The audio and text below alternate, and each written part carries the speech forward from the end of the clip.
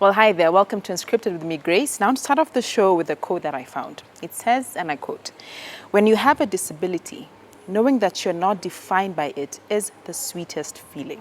Now, that's our guest today, Wafula, a world champion Paralympic who has defied the odds and today is here to share her story of triumph. So you must stay tuned. The show begins now with me, Grace, right here at Grammar Suits. Let's begin.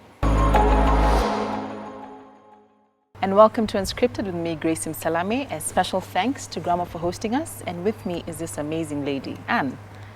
It is a pleasure to meet you. I've seen your stuff online and what you have achieved and what you're doing. So I'm in good company. It's a great honor. Thank you. Do you know what? It's also an honor to be sitting here with you today, Grace. Aww. I really do appreciate it. Imagine I'm just a little old me compared to you.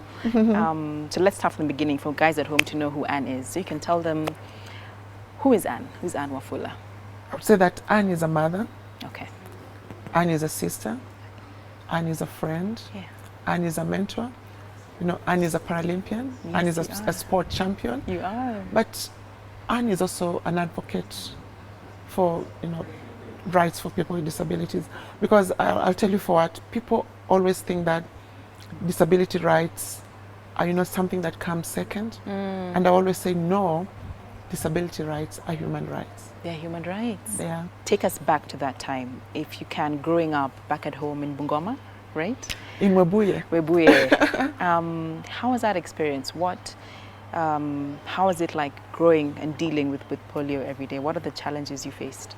I contracted polio when I was 2.5 years from a normal healthy child. Imagine. And I'm actually told that when I was born, I was pretty and stuff like that. You're still very pretty. Oh, thank you. So everybody was excited. The villagers were excited. But 2.5 years, I got really ill, suddenly ill. And in that setting, the rural setting, people did not just understand how a normal healthy child who was walking around laughing, so healthy, could suddenly all of a sudden you lose the use of both your legs and my eyes. I couldn't open my eyes. I was dribbling. Oh, really? I couldn't say mama. I see. And what I'm told is in that particular moment, people not having enough knowledge of what was happening to me. The Christians believed that it was a curse from God. The traditionalists believed that I'd been bewitched. But how was it for you growing up having to hear such noises around you and dealing with it? I think when I was young, it was okay. Okay. Because when you're young, you don't know what is happening. You're hardly aware, yeah. But I think when as I grew, as I grew up, I realized that I was different, and that is when it hit me.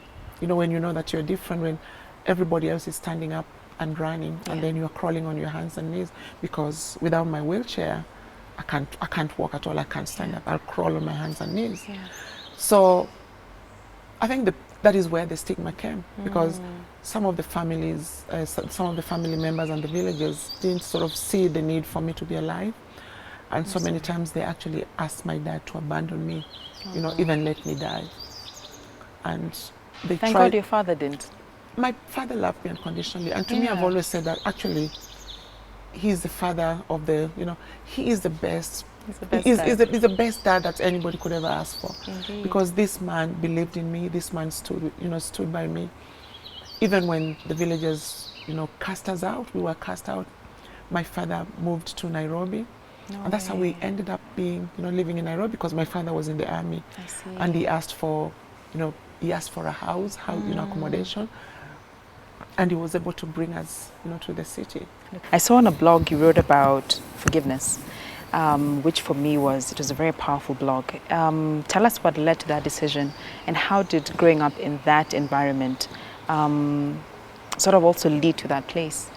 What is the power of forgiveness for you? When you forgive, you actually break the chains that tie you, and when you forgive, you open a path, and you can sort of like really go towards that path. That's true. I think in my case, because of the disability and because of the stories that I'd had, what had happened to us when I was growing up, I became bitter. Yeah. And I lived with a lot of bitterness of not having that self-acceptance, and not understanding why the villagers cast us out. But I think to me, the turnaround was I found faith. As a Christian, I just realized that maybe if I didn't forgive, it meant that I was really carrying all these heavy luggages and all the loads or the burdens of the whole village, and I did not want that. Yeah. But also my father taught me how to forgive. When he looks at you now, what does he say? I don't know what my father says or thinks, but what I know is he's so proud of me. Of course. And one thing that my father used to tell me when I was young, he used to say to me that, Anne, you may be disabled, you may not use your legs like every other person. But my father used to say, I want you to be competitive academically, which I did. Good. But also my father used to say to me, do you know what, Anne? People may look down on you now, but God has got a present for you. And that present, it's like a gift, it's like a parcel. It's got your name on it. Amen. And he said, it doesn't matter where you go in the world, that present will follow you. Amen. And you'll open it. And to me, I think I relate that to blessings. He does. And he prophesied into your life. He did. Yeah, he did. So tell us, when did sports begin for you? Oh, very late in life. Really? Very late in life. So it wasn't something you loved watching and, you wanted to do as a kid? If you speak to my girlfriends, when we were growing up in school, Yeah. high school, Kerry Girls High School, what they will tell you, Anne was the last person, that would have been involved in sport, because Really? in that surrounding, in that space, They didn't give you a chance to... There wasn't a lot going for, disabled people. Yeah. I did not play PE, for example. I did not participate in any sporting activities. Yeah. I was that girl who sat, on the sidelines and held my friends' books and Lucozade and stuff like that. Yeah. So that is how I participated. And it was until when I went to the UK, I got married, had my child, and from being a size 8, I was now living this luxurious life of having chocolate, everything. And I put on a bit of weight. I see. And I went to the gym just to get a little bit fit. Okay. And that's when I was spotted. There was this coach who was, on the treadmill running, and he kept looking at what I was doing. And he came over and said, you've got such a beautiful upper body. Do you know you could participate in disabled sport? And I was like, is he being serious?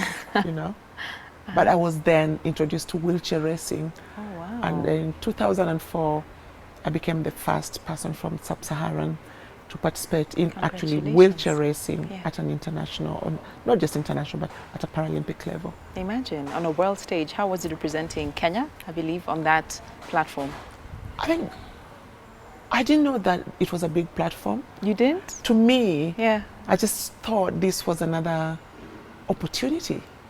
It's just like, I'm trying sports, and Maybe that's how we should look at life, as another opportunity. It's another opportunity. I love so that. to me, I wasn't interested in medals, world records, or anything like that. I was like, this is really an opportunity. But I tell you what was going on in my mind when I was in Athens in 2004. What happened? Representing Kenya. Yeah. I really thought that I was not just flying the flag of Kenya, but I was flying the flag of every disabled woman in Kenya. So from something that would be considered a lack in something, or like you mentioned, or inadequacy, but now for you, it's your platform of strength and power, overcoming, that's your story. What did that do for you, being part of Paralympics? For your self-esteem, for your even mental health? What did being part of that do for Anne? It did so much. I can imagine. It did so much, Anyway, you only know how life is challenging when you have a disability. I mean, you need to live it. You need to be that person to really exactly know what it is. Yeah. And I think to me, finding sport was finding a voice, finding a platform that I could advocate for disability issues. It was also finding a platform to make me be a better person, because through sport, I know I've traveled the world. Yeah. I've had, like different opportunities, I've met different people. But I think... You've met the Queen, we'll talk about that later. I've met the Queen. But I think, sport is an equalizer. It is. You know, sport is a universal language that we all can speak. Yeah. And when I found sport, when I found parasport, it transformed, you know, the person that I was. You know, this, you know, from this shy girl who did not really belong, you know, who did not really know what I wanted, you know, exactly. I know I'd graduated from university with a degree and all that, but I think sport was magical. What did you, before you go on a break, what did you love, or what do you love most about being a Paralympic? What I love most about being a Paralympic is the fact that I can push my racing chair at speed and I can go faster than an able-bodied runner. Yes. I think to me that is magical. But also my sport, which is wheelchair racing. Yeah. Excuse me, it's an equivalent to Formula One. Is it? So, you know, it's the kit itself it's beautiful. You know, Nice. it's quite a costly kit, but Yeah. it's a beautiful kit. I Nice. sort of say that wheelchair racing is really sexy, and It is. I've seen the pictures online. They look I very think we nice. bring glamour and we bring beauty to the sport. You know, Okay. but in all honesty, I think being a Paralympian just means that I can live my life the way I want, you know, because it's given me a purpose as a woman with a disability. Yeah. And I know that I am enough. Yeah. You are enough. You are enough. Thank you so much, Anne. Thank you for making me feel like I too can conquer the world. If you're watching at home, please stay tuned. We'll be right back. All right, then welcome back to Unscripted. Thank you for staying with us, and special thanks to Grandma for hosting us. Now, Anne, like we said, for me, your story is very inspiring, very, very inspiring. You even mentioned earlier, even with all of that, you still went on and pursued, you went to Moy University, studied education, became a teacher, and then you left for the UK. Why is that? Do you know what? I found this man who fell in love with me. I also fell in love with him. Yeah, Okay. Of course, yeah. He was here working as a volunteer teacher. I see. And Oh, so that's when you met hubby. yeah, that's when I met him. Okay, So you were we- both teaching. Yeah, we were both Ah. teaching. So we went back to the UK and got married. Great. Had our son, Tim. Yes. In fact, how was your motherhood journey? I'm curious to know. Now, that was a big challenge. That was a proper big challenge. Can you imagine? You know, I didn't know that I could even be a mother. You know, I was not expecting that. But I remember when I got married, I made a promise with God, or a covenant with God. And I remember crying to God, and I said, God, you know, I've been despised, I've been called all names, you know, I'm good for nothing, you know, as a woman you cannot find love. And I remember I said to God, if you make me a mother, you would have taken away all the shame. You know, you'd have just covered me, you know, in this glory. For ashes, amen. And I said, God, that is my desire. I said, I don't want riches, I don't want a swimming pool, I don't want big car or anything. I want to be a mother. Just make me a mother. I remember even when I became pregnant, some of the doctors did not understand where my child was going to grow because of, you know, the nature of my disability is polio. And my. Did you have challenges? But I think one of the most challenges was just carrying the pregnancy because I don't have a strong trunk. Yeah. So I had to wear a corset to support, you know, I to support the see. child, you know, Okay. to support the, you know, the bump, the baby bump. Okay. And as much as I've got scoliosis and everything not right there, I love going to see the obstetrician. I love going to hospital. You do? I loved it because every time I would go and they would lay me on that bed, what they used to say was, you've got the most beautiful baby bump that we've ever seen. Oh, look at that. And I think to me that it just really used to fill me with a lot of joy because Yeah. here I am, you know, with a disability. Yeah. You know, now I use a wheelchair. And all these professionals, all these medical people think that I have the best bump. But I think I had the best bump, You you know. did. But, you know, just also the challenges and the stigma of people looking at you sitting in a chair, you know, you're carrying a baby.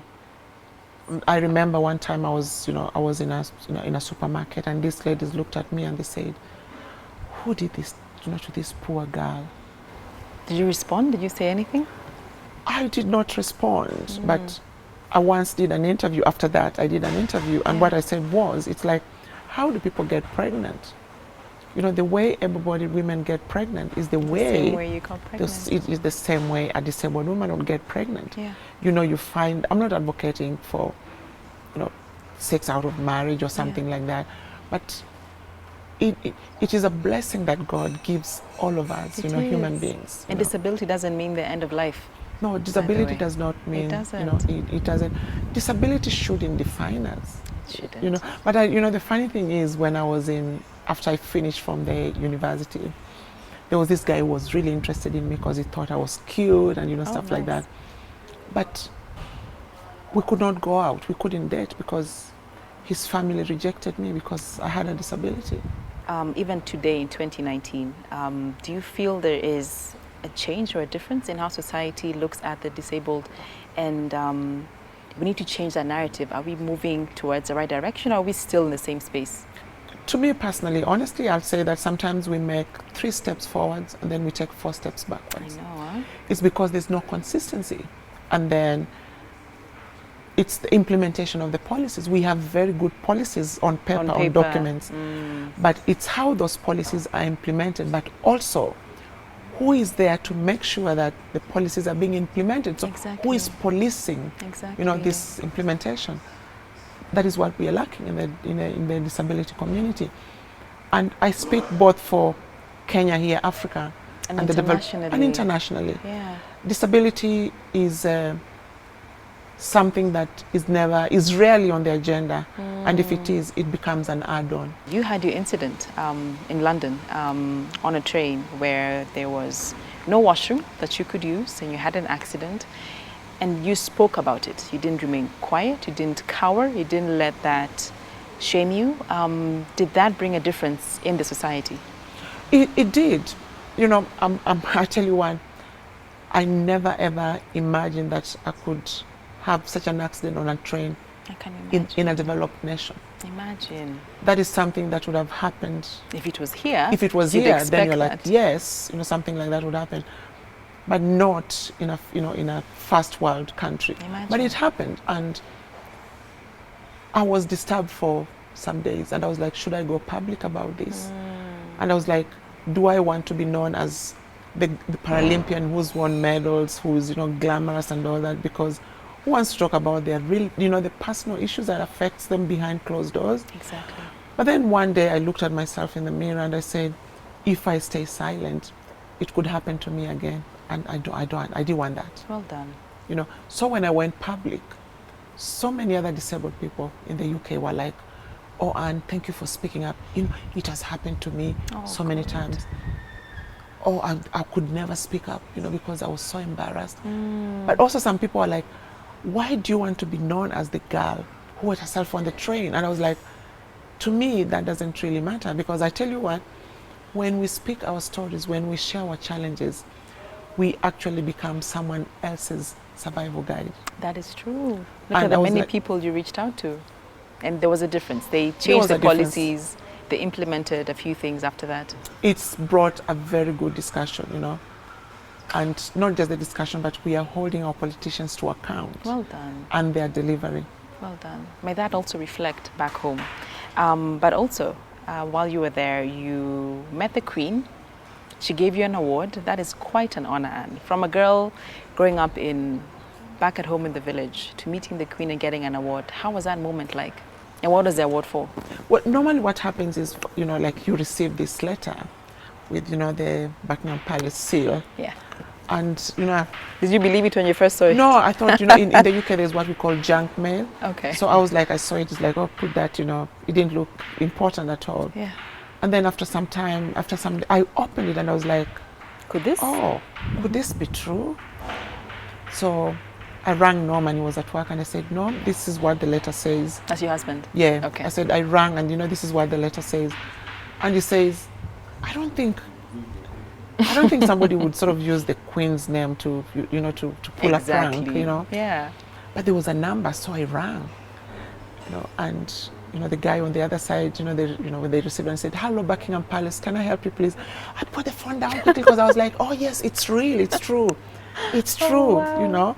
Look at that. And, you know, I think going to meet the Queen was not even a challenge. I think it was when you get the news, you have to keep it a secret for several months. I see. And every time I would be with my friends, I would be like, I looked at them and I was like, share, but you I can't. want to share, but I can't, because it's like, oh God, please let me live to see tomorrow so that I can share this good news. And I thank God that it happened. But going to Buckingham Palace and being awarded, presented by that award, you know, the MBE, it's a huge blessing. It's I mean, quite an honor. it's not something that happens every day to a disabled girl who grew up in a village, who suffered all the stigma and the prejudice. Imagine. So I always sort of say that it's a blessing from a mad heart to Buckingham Palace. To Buckingham Palace. What is the award for people at home to know what the MBE is for? My MBE is for actually my work for disability sports. Look at that. But also for my charitable work. Isn't that amazing? What people thought would let you down in life is what got you awarded in Buckingham Palace. I think, you know, I like the way you're speaking, because I'm learning a lot from you, just from the way you're speaking to me. Really? You're teaching me a lot, because I'm learning from you. It's about learning to turn a negative into a positive. Exactly. It's sort of like trying to reinvent ourselves every day. Yeah. Because to me, life never ends until when I stop breathing. That's true. That's true. And speaking of learning in life, you put a book together, and you called it. What you call it? In My Dreams I Dance. Yes, in my dreams I dance. In My Dreams I Dance. So is that something you literally do in your dreams? Is that something you desire to do and love? No, do you know what? I dance in my dreams. In my dreams, when it comes to dancing, I'm not in a wheelchair. I'm not a differently abled woman. I'm like dancing. You know, I say to people, I've got so many moves going out, you know, up there in my hand, you know. Yeah. Yeah, that is me. So tell me about the book. What have you captured in the book? I mean, the book is about my story. It opens with the experience I had in 1982. What happened? From primary school, and we had the coup in Kenya. You know, the coup. Yeah. And I was in a boarding school for the physically challenged. I see. And this was something that was frightening. My father was in the army then. Okay. So I had to travel from Kisumu all the way to Nairobi. Okay. And when I arrived in Nairobi, I mean, the weather was so bad, you know, gunshots, people running here and there. And I remember my father grabbing me, you know, as a disabled child, and, you know, running with me. And he was in his uniform, you know. So it's all sort of like blasé. Quite a story. Yeah, it's all like, I look at it and I'm like, I think I am in God's plan. You are. I'm in God's plan. You are. Yeah. And there's a quote in the book that I love. It says, when you have a disability, knowing that you're not defined by it is the sweetest feeling. But isn't that true? Isn't it? What motivates you to live like this, Anne? It's very encouraging. I think to me, you know what I always say to people is that the world owes me nothing. I'm here by grace, by grace of God. Amen. And because of that, I believe that I have a mission, or I have a purpose to be here. And what motivates me is life itself. When I wake up every day, you know, sometimes you sort of like face challenges. Yeah. Every day is different. True. But just the fact that I've been You're blessed, you know, with that gift of life, to see a new day, means a lot to me, and I embrace it every day. Amen. It's enough to keep you going. No, it's enough to keep me going. I love it. And you mentioned purpose. From this experience, you have your own foundation, Wafula Foundation. Tell us about that. The Wafula Foundation was founded in the year 2012. All right. After the Paralympic Games in London, because I was a very big part of the Paralympic Games in London. And I'd been doing a lot of charity work with different organizations, but I decided to do something to leave a legacy. We are not here forever. We're not. And in fact, you've gone ahead of me. It's going to ask you, what would you love to be remembered for, legacy? So I guess it's this foundation. It's this foundation. Yeah. You know, it's this foundation, and we work, you know, we've got like 3 banners, and we work in education.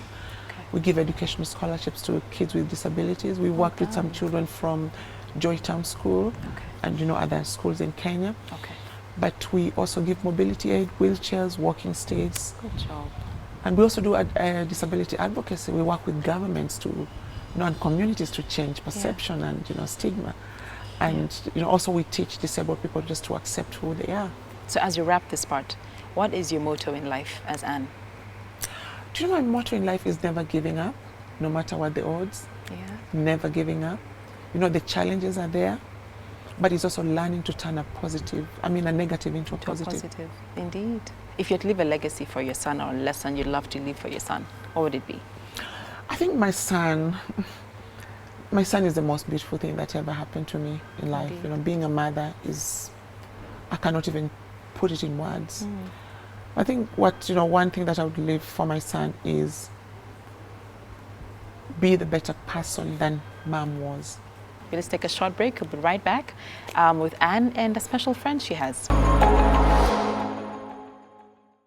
Welcome back to Unscripted, and with us here is Mr. James Kennedy. Maybe Annie can tell us more about your friend James before you continue.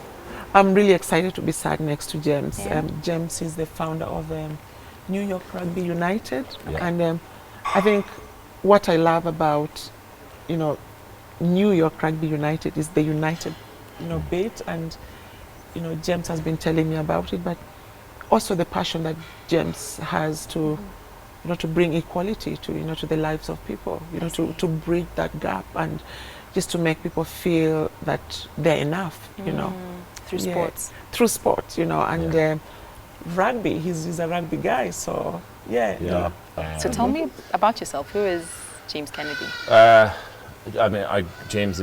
grew up on a farm in Tipperary, rural Ireland. I had a great upbringing with 6 brothers and sisters. I was lucky enough then to go to a really good semi-private school, I guess, in St. Winston's College, where I was a boarder. Played a lot of rugby. Then on to college. I loved college, but I probably loved it a bit too much. Really? Why? The social side of it. Had too much fun? Too much fun, yeah. So then when I went to the States, on a summer visa. Got it. I shouldn't say this thing, but I stayed legally. and I've been there for 20 years, just over 20 years. So I worked in construction.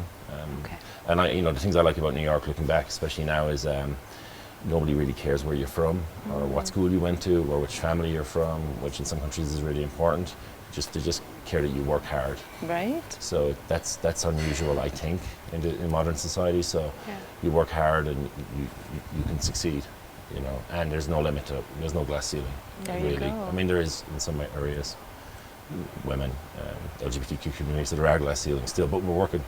So that's a great segue. We're working to smash those glass ceilings. Yes, you are. In fact, so tell us, before we get into what you're doing with sports, you're here in Kenya with Anne. You can tell us about what brought you here to Kenya. Well, the UNFPA brought me to the United Nations Population Fund, which its mission is to bring equality and inclusion primarily to women all over the world. Put an end to FGM, give access to sexual education, family planning, and access to education, access to general health care. Look at that. And you're part of it. I am part of it, yeah. As a gentleman, tell me how you got involved with empowering us women. Yeah, I had done a bit at the UN before, around Sports for Good.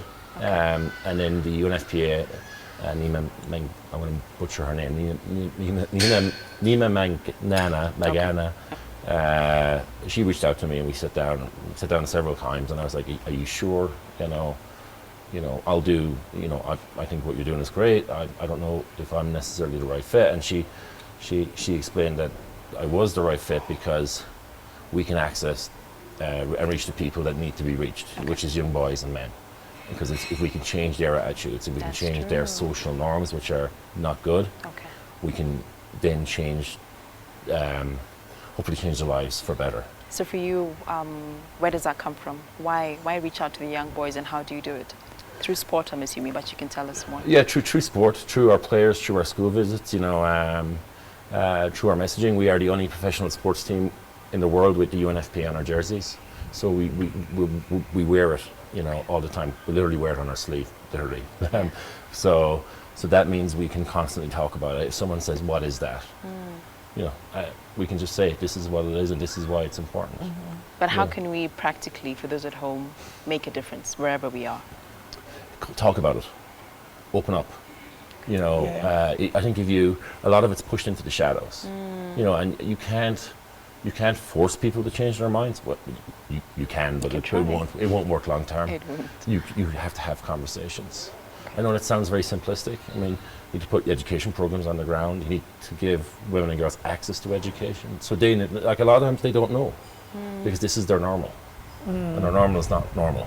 So, education for them, education for the people that are around. Yeah, I really like what James is saying because women are very important, But you sort of realize also that women with disabilities have been neglected when it comes to, all this education that we are talking about.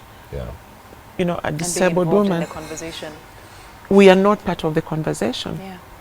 And I think if we want this to succeed, then we have to bring, women with disabilities into this space, bring them around the table, and then we can, let us be, be part of the conversation. Okay. And I think I'm happy that, to be working with the UN, FPA, because I'm going to be bringing that voice, into it.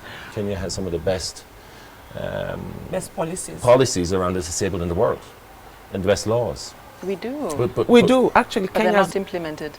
Yeah, the implementation is. It's not just they're not implemented. I think it's that, even these healthcare professionals who are trained, it's not in their conscience.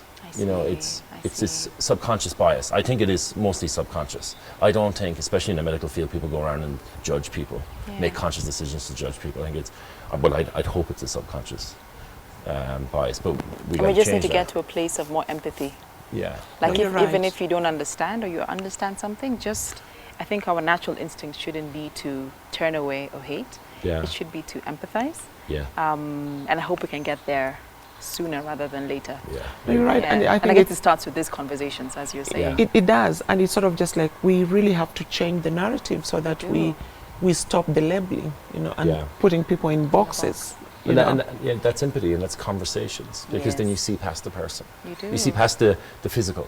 You do. We can talk about, and give wheelchairs to a community centre, or 3 community centres that help the disabled in Kildare. Well done. Everybody knows what Kildare is, I think. And it was amazing. And it was once again talking and getting feedback. Okay. But in Kildare, if you walk around, and this is, I don't mean this as a slight, I mean the wheelchairs are great, but where can you use them? Exactly. You know what I mean? And that was the observation, isn't it? The irony of it was, and I know they were fixing it over there, the community centre, which deals with the disabled, you had to carry the wheelchairs over a section.